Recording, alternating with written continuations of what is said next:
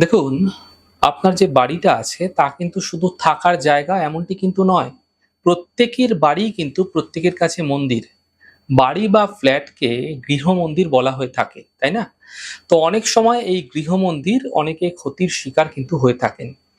দেখুন, জীবনে ধীরে, ধীরে আপনি উন্নতি করছিলেন। ক্রমাগত আপনার উন্নতি হচ্ছিল। কিন্তু এমন কোনো মানুষের কুনজরে, এমন কোনো মানুষের হিংসার দৃষ্টিতে, কুদৃষ্টিতে আপনার জীবনের যে উন্নতির পথ, সেই পথগুলো অবরুদ্ধ হয়ে যাচ্ছে ধীরে, ধীরে। এই খারাপের পরিমাণ বেড়েই চলেছে ক্রমশ। বাড়ির পরিবেশ নষ্ট হয়ে যাচ্ছে, আপনি বুঝতে পারছেন, অনুভব করতে পারছেন। এমন ক্ষেত্রে আপনি কি করবেন?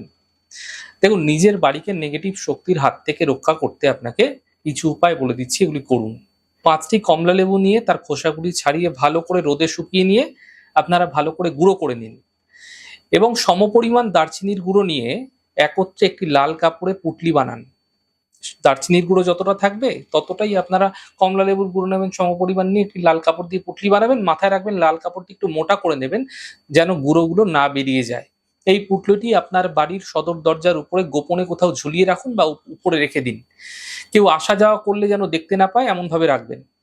এই প্রক্রিয়া আপনারা যেকোনো দিন করতে পারেন।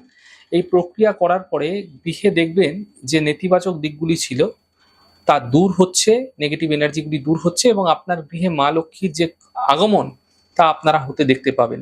বিশেষত শুক্রবার দিন যদি প্রক্রিয়াটি করতে পারেন, ফায়দা মিলবে।